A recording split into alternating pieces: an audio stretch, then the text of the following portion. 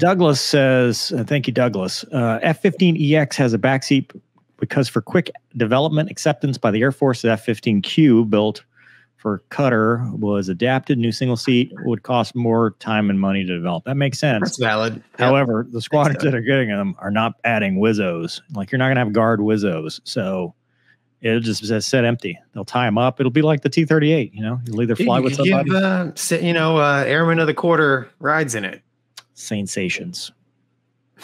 NFL cheerleaders, dude. That's the only way this works. All right.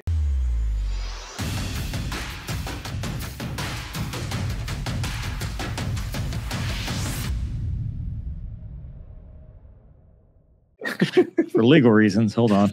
There's that one, and our opinions don't represent the deal. Well, we're kidding. They're not letting me fly that anyway. No. Okay. Are they? I would love to. I'm available, and I won't fly anybody illegal in the backseat. I promise. Douglas, take it away. That is a big, good-looking airplane. Yes. The F-15EX is the real American badass fighter jet. Can we say swear words when they're in the headlines of our articles? You're just reading, man. These are your words. It's your show, man. Do what you want. But expensive. The Air Force isn't the only interested customer in the F-15EX, as Israel is now preparing to send a formal request to the U.S. for 25 of the fighters, with plans to acquire as many as 50 of the aircraft. The Boeing F-15EX Eagle II fighter has completed a key test and evaluation phase, which included the successful launch of air-to-air and air-to-ground standoff munitions, the United States Air Force announced back in October. During the tests, a pair of F-15EXs launched joint direct attack munitions, small diameter bombs, and joint air-to-surface standoff missiles. The tests were conducted during Combat Hammer exercise that concluded at the end of August and occurred at Hill Air Force Base, Utah. Air Force officials said the weapons were employed during a wide range of scenarios. This marked the completion of the F-15EX's first phase of integrated test and evaluation efforts. The data collected from the test will be used to determine the full rate production for the fourth-generation fighter, Defense News reported. The $93.5 million F-15EX Eagle II. It was also this week that reports came out to put the final price tag on the F-15EX Eagle II at about $93.5 million per aircraft if the Air Force sticks with its current plan to acquire 104 of the fighters. The first SAR for the Eagle II program after it shifted from being middle-tier acquisition effort to a major defense acquisition program. Oh, this is the first SAR. I read that wrong. The acquisition procurement unit's cost of the aircraft has actually dropped from $114.2 million, a decline of 5.24% after the Air Force announced it would reverse course on the planned cuts to the fleet and instead increase the overall buy by 24 aircraft by the fiscal year 2025, Air and Space Forces magazine first reported. Is 100 aircraft enough? The current question is whether the Air Force is actually looking to buy enough of the Eagle IIs. The aircraft, though lacking stealth and other capabilities of the Lockheed Martin F-35 Lightning II, could still be well suited to serve as airborne controllers for future collaborative combat aircraft and other drones, as a launch platform for advanced weapons, including hypersonic weapons and other large ordnance, and as a new platform for advanced electronic warfare, EW platforms. Given that the aircraft has been touted to be a do-it-all fighter, the question is whether 104 of the aircraft are even enough. Many would, of course, be tasked with the defense of the homeland in a time of major crisis or war. Though the Air Force did reverse course and realized that its plan to acquire only 80 F-15EX Eagle IIs would leave the fleet spread thin for all the jobs it was meant to fill, the service's current goal to have 104 is lower than the originally planned fleet size of at least 144. The keywords "at least" need to be stressed. Critics of the program have also been quick to suggest that the F-15EX is simply a new model of an old warbird, but the supporters are as quick to note its current configuration includes the highly capable AN/APG-82 active electronically scanned array ESA radar and the powerful Eagle passive active warning survivability system. I don't even know how to pronounce that acronym. EPAWS? Electronic Warfare Suite, according to a report from The Drive. This seemed like a much shorter article when I was scanning it. Yeah. We got the highlights. I think we get the high points. Yeah. So I was just looking this up with the article we just talked about. $93.5 million versus $102.1 million. This thing's cheaper than the Super Hornet.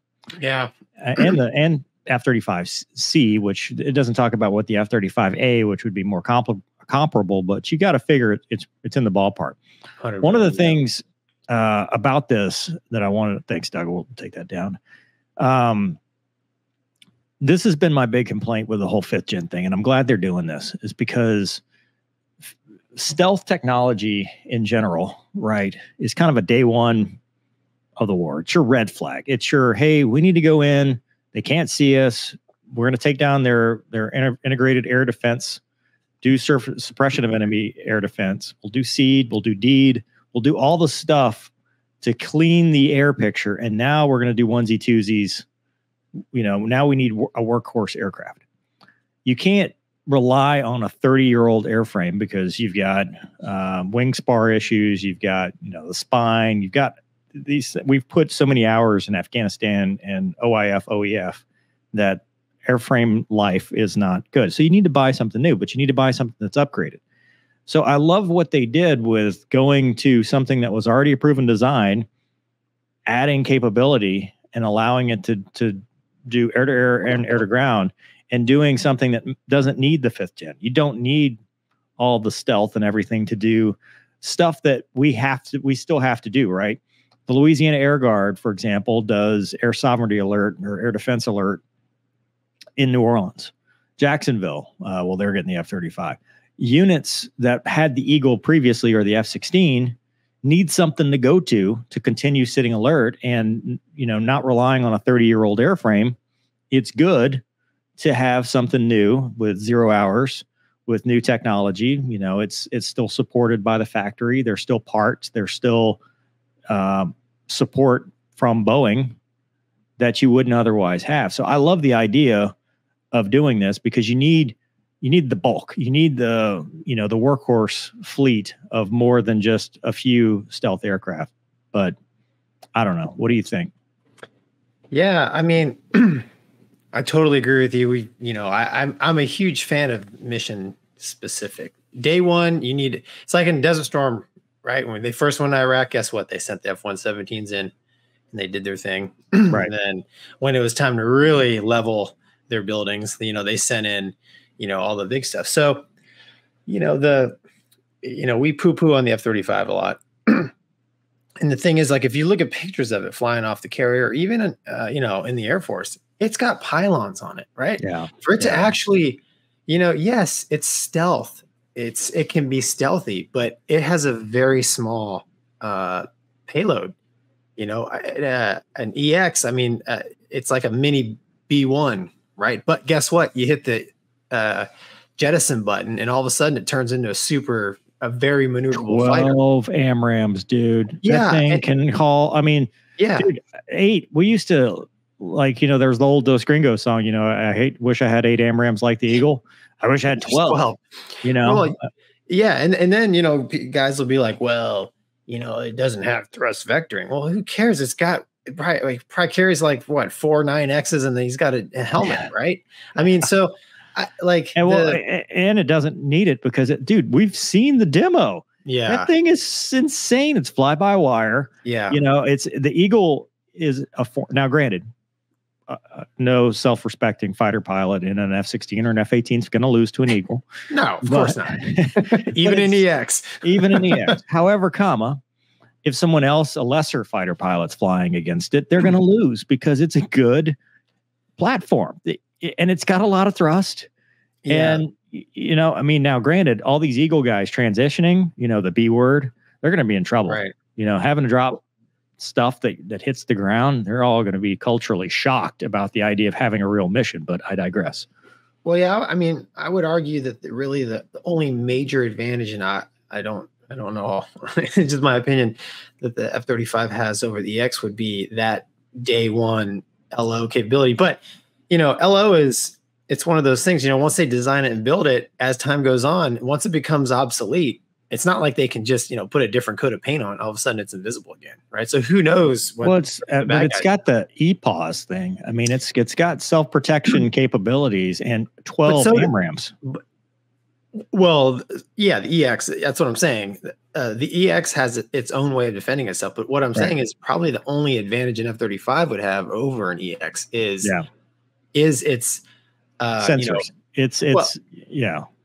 So, and the areas that the F-35 might have an advantage, I don't think it's enough to overcome the advantages the F-15EX has. But that's coming from a 4th gen guy who has limited 5th gen experience. But you can't get around it. The EX is it's a pretty bad machine.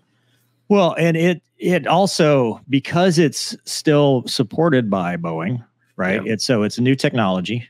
All this stuff, loyal wingman, imagine a world where you've got an EX with 12 AMRAAMs and you've got loyal wingmen with 4 apiece with autonomous drones, and maybe they throw that Wizzo in the back and he's controlling your drones for you back there. Right. You've got a lot of advanced capability beyond just what's advertised, but realistically, what you're using this for is, let's say this Middle East thing kicks off again. After day 120, we need something that's a bomb truck that can protect itself. F-35s are going to be doing seed and doing all that stuff. But at that point, remember the Syrian conflict, dude. The CJs took down the IADs in like a day and a half. Right. After that, it was just dropping bombs and that's what these conflicts, because of our political system and how we fight wars, it starts to become a grinder. After a while, it's not just we killed everything, let's move on to the next thing. It's okay, we're still there. We've got strategic objectives. We've got tactical objectives. We need those bomb trucks that can go in with precision weapons. Right. I didn't see though. It said JDAMs, SDBs, and JASMs and stuff like that. Does it have a pod? Can you put a targeting pod on that thing and drop like LGBs and stuff? On the EX? Yeah. I'm certain. I'm certain. I didn't see it. I'm sure you can. I didn't know because, we were talking about, you've seen the memes or whatever on Instagram about GPS jamming and spoofing and stuff like that. Right. You still want other capabilities as well. And you want that for when you run out of tail kits too. When you don't have enough JDAMs to go around and you're like, okay, well, we've got, LGBs or even Mark 82 slicks. Right. So I'm sure they'll have that capability as well. But I think it's a great thing. I wish it was a little bit cheaper so you could buy more. But in today's economy, it's cheaper than the other stuff. Well, okay, so the EX is awesome of an airplane. It's cheaper than the 5th gen stuff, right? But, I just keep, like, the more these kind of articles I read, everything I did, in the combat that I partook in, I could have done it in A4. So the big expensive fighters are awesome, but like there's a place, man, for a workhorse, like you mentioned. And also somebody in the comments talked about near peer. I'm going back to what you said earlier. I think there's a need for near peer because what's one of the things you talked about earlier on an earlier segment about the drones, right? The war of attrition. When they're sending, because at some point you're not, when we say near peer, we're not talking about it's going to be a J-20 versus an F-22. It's going to be, they're whatever's left. They're MiG-17s that are coming across, and they've just got 1,000 of them. Well, what do you need against 1,000 MiG-17s? You don't need 1,000 AMRAAM. You need 1,000 AMRAAMs, right? And what can carry? You're going to run out of the ability to make AMRAAMs before this becomes a thing, but. You need missile trucks, and that's why I've talked about this on previous shows, the old concept of the B-1R where you had, your fighter up front and the B-1 in the back. And he was just you had 24 AMRAAMs and he was just pew, pew, pew, launching AMRAAMs for you. That is what it boils down to after the initial phases of the shock and awe. At some point, unless we just lost, you don't get past day one. Okay, well, guess what? We never needed this. But realistically, you have to be able to take care of, the later days of the war where you've got a bunch of aircraft. Plus, any Eagle guy will tell you, they're still relevant in OCA, offensive counter air. They're still relevant in, DCA, defensive counter air, because that is not necessarily your bread and butter 5th gen mission. I mean, they do it really well and they do it a lot, but as you've seen, as a T-38 guy, sometimes it just comes down to, can we get the picture clean with the missiles that we have? Yeah. And if you've got a good radar like this thing does, you can handle that. Yeah. Yeah. I think the word stealth is good marketing. Yeah. Because it's invisible.